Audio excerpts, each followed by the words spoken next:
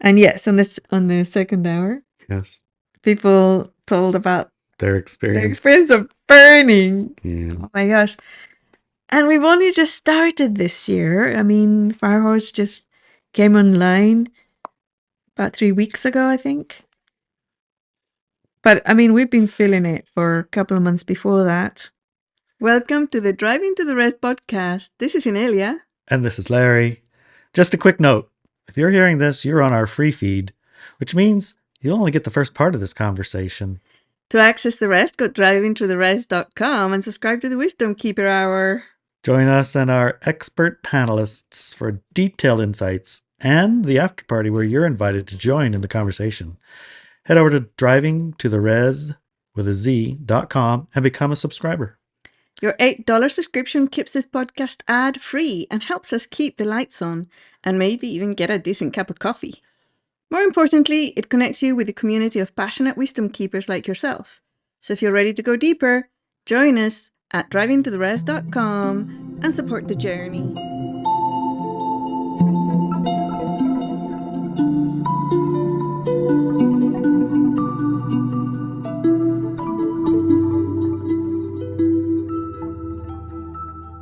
Welcome to Drive to the Rest. Yes. With your favorite hosts, Larry. and Inelia.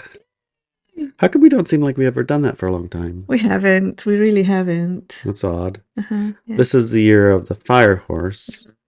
And today we're going to start with the first chapter of 3. This 3 recording chapters. went 3 chapters. 6 hours. Yes. We recorded Sunday for 6 hours straight Yes. before we had our lunch, Yeah. breakfast. For our Wisdom Keeper Hour. For the Wisdom Keeper Hour, the second part. Yeah. And there's tears, and there's daggers, and there's celebrations. There's everything you can imagine in this Yes. A lot of ahas. chapter. So, Very deep, very intense. Yeah. so yeah, It's totally worth. If you haven't got the second hour Wisdom Keeper subscription yet, I would say now's the time. now is the time. Just Totally worth it. do it. It's totally worth it. Not to 3 mention, chapters. you'll get an invitation to a birthday party. Yes, you will. Yeah. A very nice one this year. Yes. That'll be part of your second hour. Yes. All right. But today, since we have 3 chapters, and this has to do with Firehorse, you made an album. I did. And that's in the backstage pass of IneliaRecords.com. It is, yes. Right now. Yeah. Later on, it'll be available Everywhere, front and yeah. everything else. But Mhm. right now, to get a listen to it, it's in the backstage pass. Yes. So we've got, I think you have 8 songs or 7 songs in that. There's 7 songs in this album, but obviously Backstage Pass now has a ton. Well, there's tons in the backstage. Tons of music in there. Some very exclusive music just for that subscription. But to accompany this article, this album, the Flare Sky. Yes, album. We'll start with Iron Cedar. Yes. So each chapter we'll do a different one. This one's going to be Iron Cedar. There are 7 different genres, so We'll only be able to cover 3, but that's okay. yeah, We'll get an idea. Yeah. Yeah. So right now we'll play Iron Cedar, Flare in the Sky. Sky. And as soon as we are done with that, we'll be back. Right We'll back. read the first chapter of this article. Okay. Okay. Take it away, Ilya.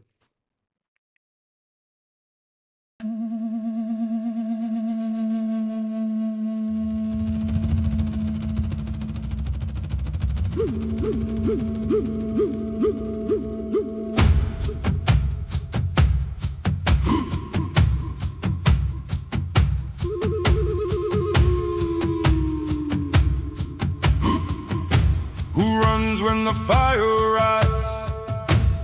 We run steady. Who stands when chaos calls?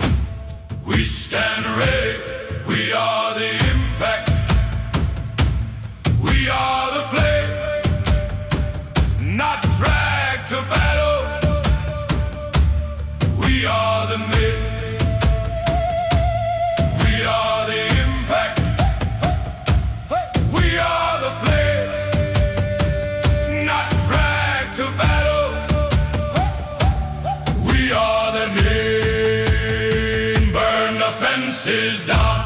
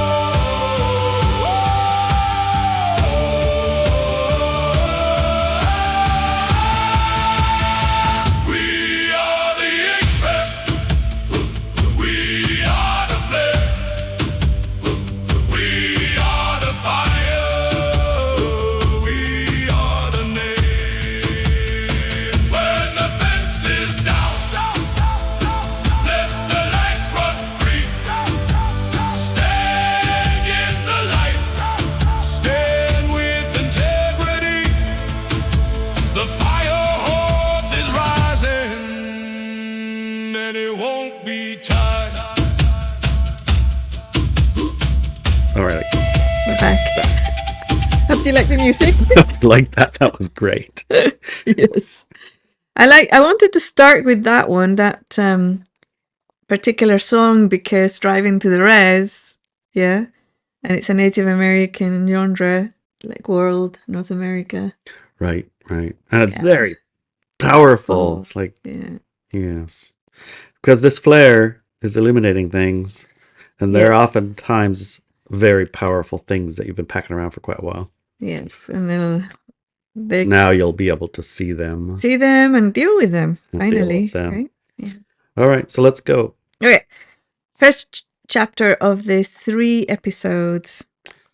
There are years that feel ordinary while you're living in them. Whispered years. Whispered years. Years that you don't remember once they were over. Maybe if something did happen in one of those years, you only understand later that something shifted. So even while you're in it, it's like... It's not super noticeable. No. The year of the fire horse is not a whispering year. It's a pivot year, right? Or even It is a more? pivot year, yes. And now we know why it's a pivot year. The fire horse man.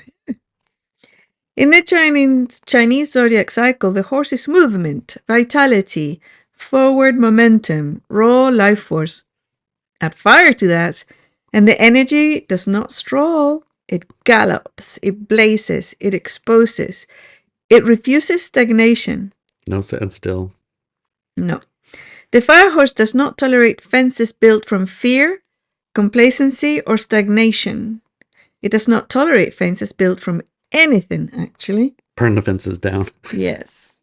That's in your song. Yes. Now you know why. Yes. Historically, the fire horse years have been associated with intensity and social change. They stir people from complacency. They amplify what already exists. They accelerate timelines. They reveal where something is alive and where it has decayed. For example, The last fire horse year was 1966. It was, yes. And someone I know sitting right next to me was born. Yes. The world did not whisper in 1966. No, 1966 had an exclamation point on it. Mm-hmm. The Cultural Revolution erupted in China, unleashing ideological purges and youth-driven extremism. It was quite extreme. Yeah. If you don't know about it, do a little bit of research on it. Yeah. And go like, are you kidding me? At the same time, the Beatles released Revolver, pushing music, consciousness, and culture into unfamiliar territory. I don't know of those Beatles. I mean, they That had to could- be engineered in some way. Yeah. Remember when I 'Cause said they're the chin good. down? What Yeah. happens when the chin down, right? Yeah. Psychedelic experimentation entered mainstream awareness. Mm-hmm. The Vietnam War escalated, protest movements strengthened, the space race accelerated, the collective drive to enlightenment and awakening was hijacked into a hyper-individual identity. The I am path became louder than the shared field of true enlightenment. That's something I've talked about many times, right? Right, but the words you just used fiddled through my head and come out the other end. Did You know, you? they didn't really sink in. So you're saying in 1966 we were aiming for a planetary enlightenment, Yes. Yes. and you were born in 1966 to accompany that Facilitate, enlightenment yeah, and facilitate it. facilitate the worldwide Raising awareness. raising of awareness. Because Frequencies. when you talk about enlightenment, I mean, a lot of people have a word enlightenment and they attach I don't know, Religion. a lot of things to that word. What Caves word, in the Himalayas. yeah, what do you attach to that word? The way that I have been using or defining it is correctly perceiving your true nature. Your own true nature Correctly correctly perceived. Which, boy, oh boy, if that ever was a loaded phrase set of words, it's like, what is our true nature? Yes. How do we it's quite correctly fascinating, perceive that, yeah. right? When you start looking at it and you dig into it, that can get And in Fascinating. case you are interested in enlightenment, we do have a monthly gathering at the Shaman Shack in Washington yep, we do. to study enlightenment. It's on a Saturday usually, or always, for 1 hour. I give a class on enlightenment, and it has to be presential. You have to be there. Yeah, it's not recorded. It's not No, zoomed. It's no. experience in person or not at all. Not at all. If you're interested in doing it online, you can join Walk With Me Now. And they hold, I don't know if it's every Monday. I think there's a study group on enlightenment where they study all the material that happens on that Saturday. Yep. And more material too. So So that if you're interested in enlightenment now, you know where to go. But in 1966, the Enlightenment movement was said to be a worldwide phenomenon, expanding the population's awareness and stepping into our true nature, which is light, at a global scale. However, it got hijacked, delayed, and whatnot. And that's part of that psychedelic experimentation, because the way that they introduced that hit of, I don't know, awareness, expansion, was by keeping or pulling the people's, or they did it themselves, they pulled their chins down into their chests and looked down at their navel. navel gazers. And that's not enlightenment, actually. It's a very narrow awareness field. So that's what happened. That's what that means, right?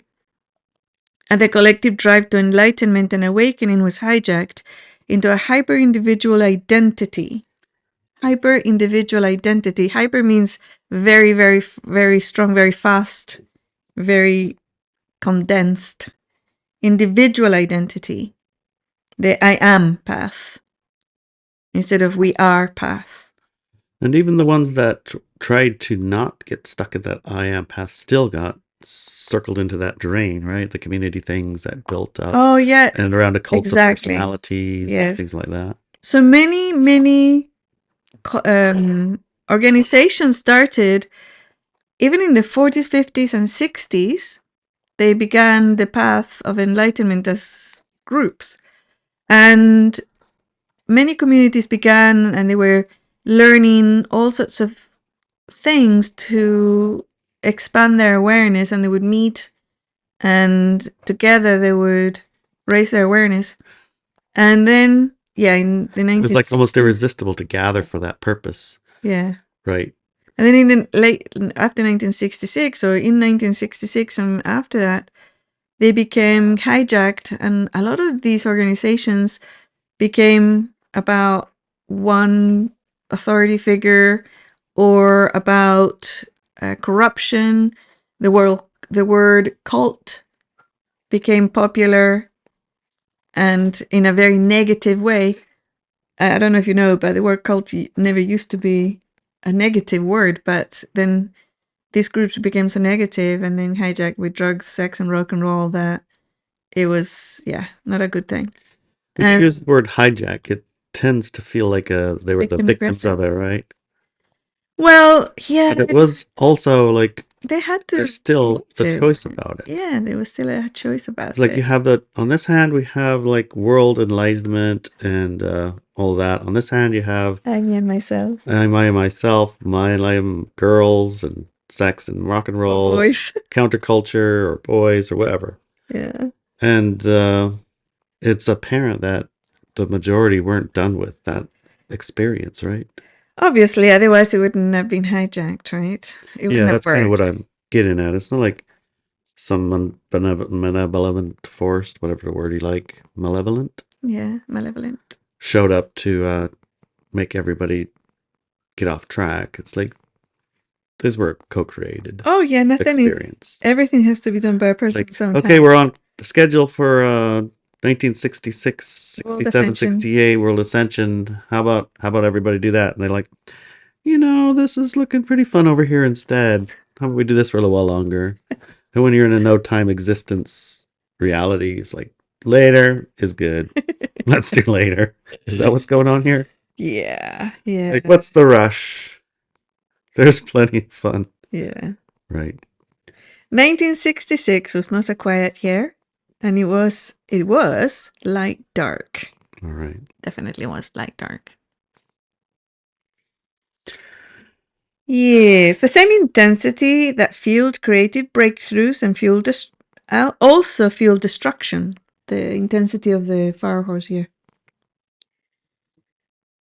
The same fire that broke artistic barriers also burned institutions to the ground. The energy itself was neutral.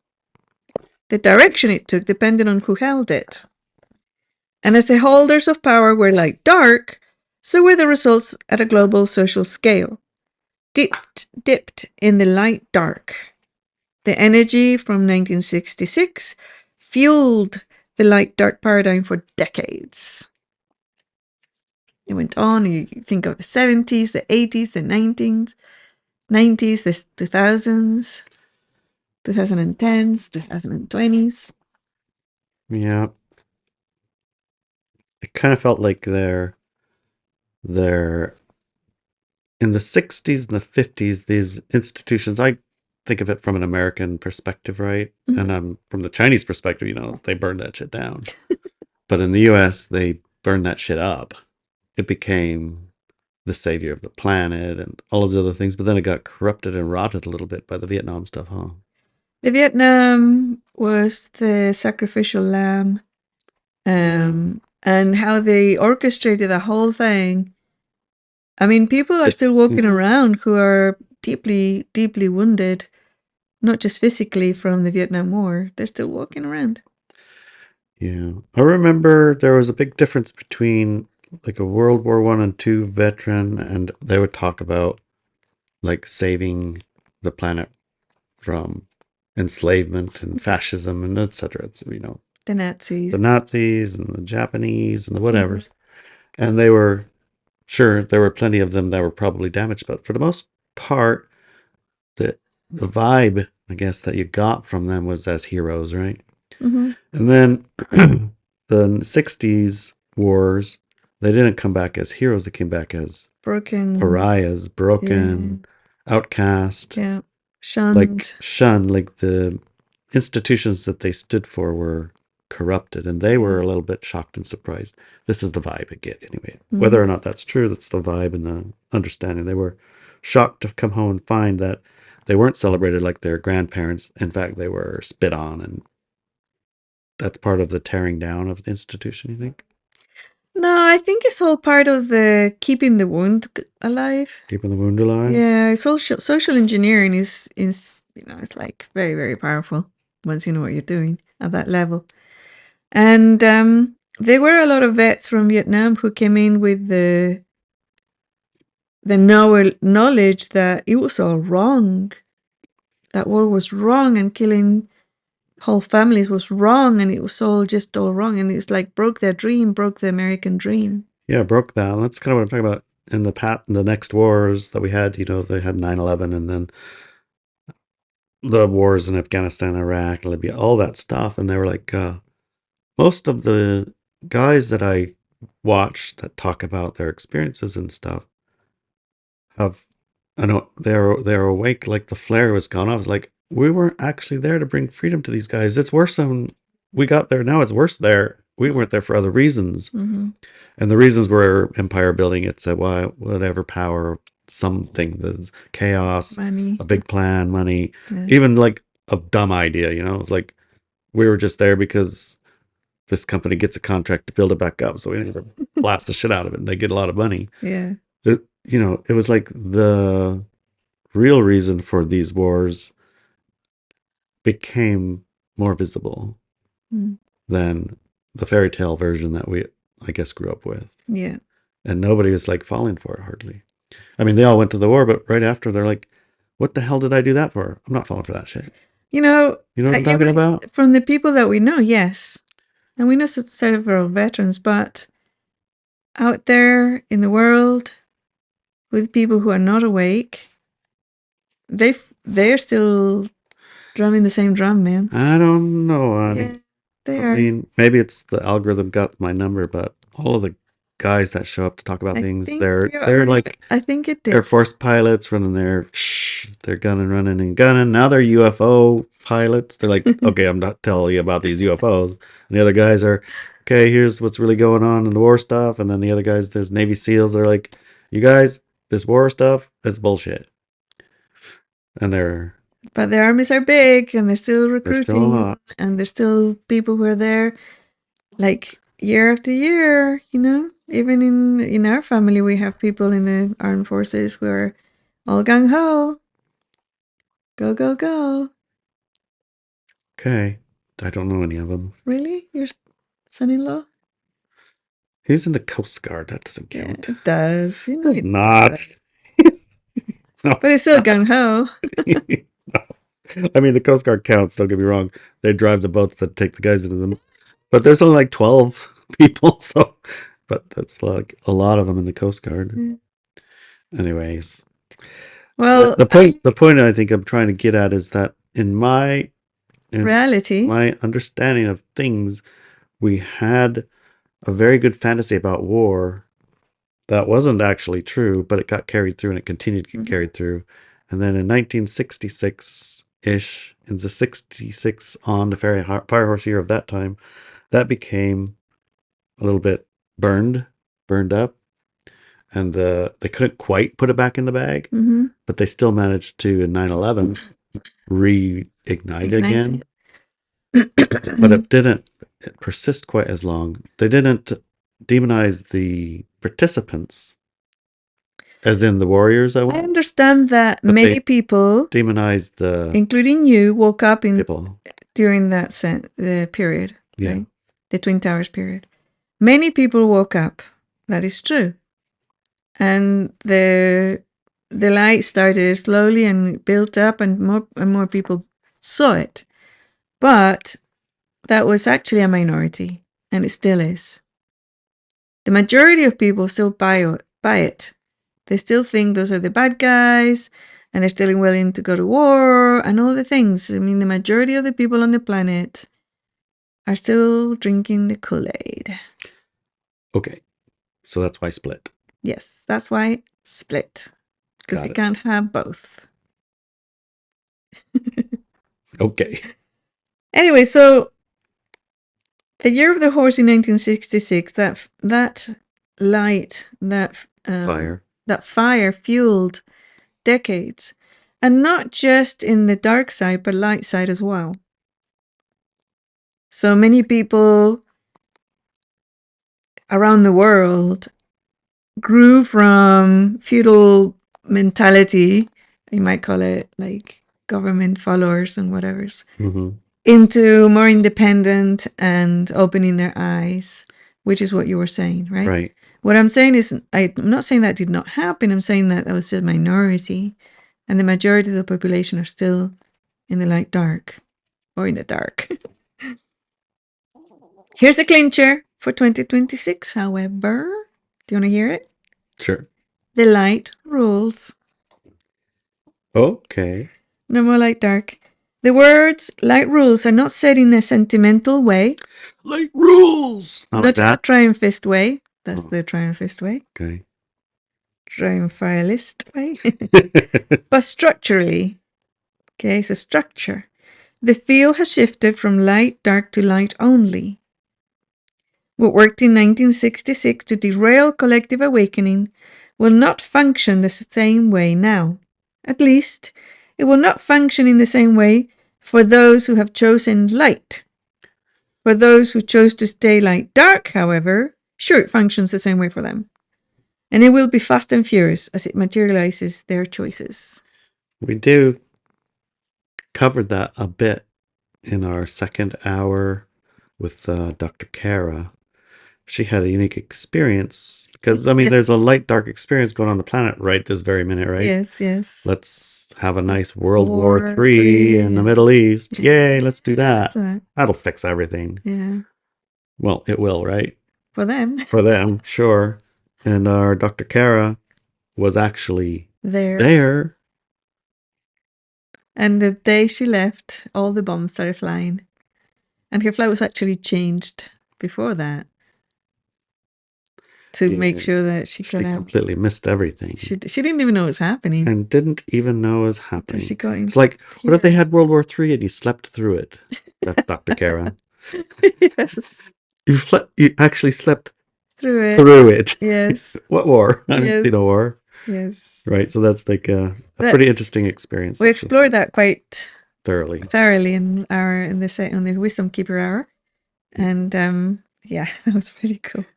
I'm not sure if it's this chapter or the next chapter that It Dr. Carol will be It on. should be this one, I think. We'll see. For us, oh, sorry. The Fire Horse runs fast this year. Darkness or hyper-individualism expressed as a personal path of enlightenment will no longer be an option for the rest of us, however. For us, the light, the Fire Horse, opens its eyes, shakes the chains and dusts them off, rears, finds a focus and runs fast and furious, not caring what falls in its path. And what falls in its path this year is darkness, inner darkness, outer darkness, all darkness. It will burn, burn, burn. And yes, on the second hour, Yes. people told about Their experience. of burning. Yeah. Oh my gosh. And we've only just started this year. I mean, Firehorse just came online about 3 weeks ago, I think. But I mean, we've been feeling it for a couple of months before that. Yeah, because remember, our calendars are calendars. And they're lined up with things. But this energy of the Fire Horse, when it starts coming in, it doesn't just like 0 to 1,000. It's like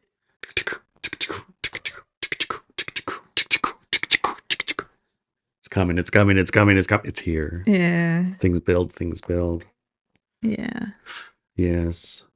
And so, I'm not actually much of a Chinese astrology expert or even the only Chinese astrology I mostly know is when you go to the Chinese restaurant. You have a monkey there and you have all these different animals in a circle.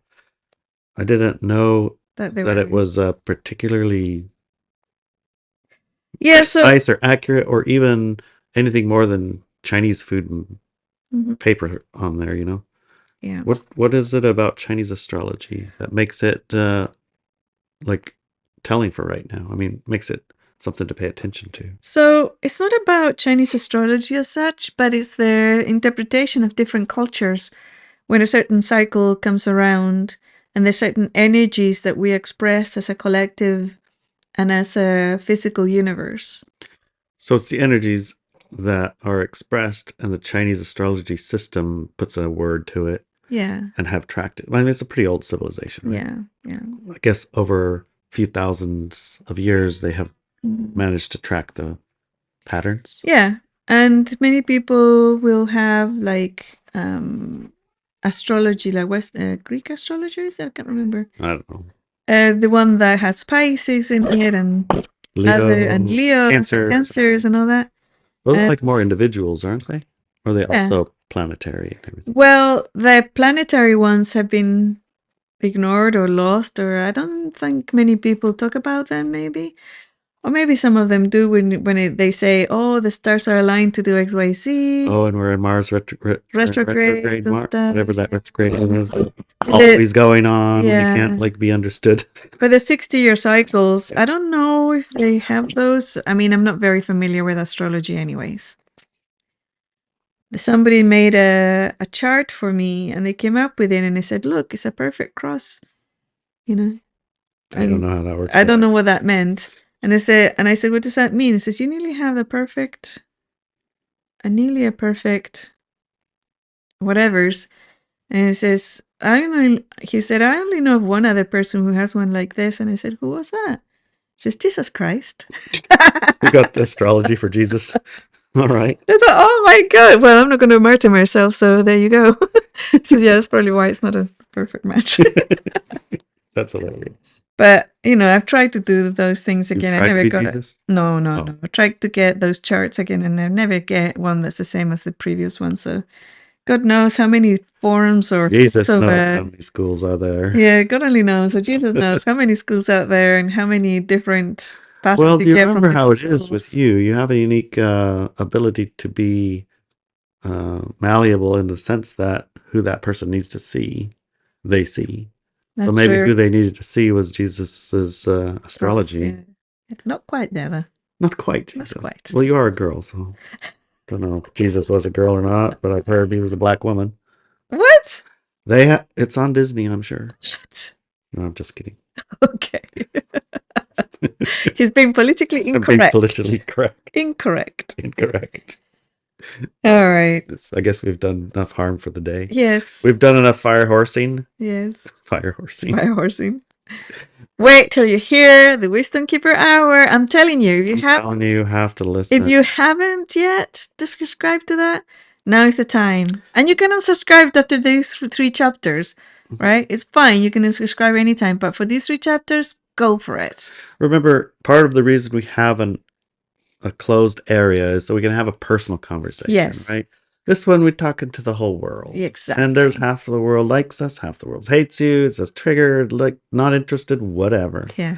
In the second part, That's where we all want to be there, Yes. and we are our private selves. Yes. And it's real. It is. It's not that this isn't real, but this is for a different audience, right? Yeah, it is. Yeah. Yeah. Well, you really want to hear about Firehorse, how this energy affects you at a personal level, what you could do to manage the experiences that come up that you're probably experiencing and you maybe not have words for. Yes. We do it The Wisdom Keeper Hour. with the Wisdom Keepers. All right. We'll see you there. See you there. Join us for the rest of this conversation at driveintotheres.com. And when you go to driveintotheres.com and you join in the rest of the show, rest of the second hour, you also get to join in the after party. 9 o'clock on Fridays, we all get together, including you. Hey, Adelina. Hi, Adelina. Hi, Nelly and Larry. How are you today? Well, I'm very good, prepared for our podcast, Nice. the year of the Firehorse 2026, Mm-hmm. right? A pivot from light dark to light only. Nice. And what can I say? It's frying. It's frying. Trying or frying? Frying. Frying you. It's Frying fine. me. She's cooking. Fire is frying hot. It's spicy. Yes. Flames everywhere. Wow. Wow. Alrighty then. It seems We like the need to whole hear- world's having a little bit of fire lately. Yes, we need to hear about this, huh? Okay. Go for it. Tell me us what happened. What's going on? Oh, wow. Well, many things happened. Mm-hmm. And what I could observe was that this pivot year, Firehorse year, put a big light over everything around me. And so I got to see the dark and also the light. Nice. And I won't say it was easy Uh-huh.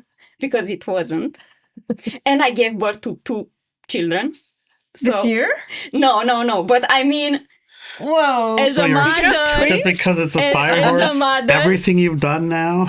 I thought that nothing could get even closer to that, right? That intensity. Now I get it. That's what the I mean. intensity. I thought you were The intensity. She had 2 babies. And, two babies in the same year?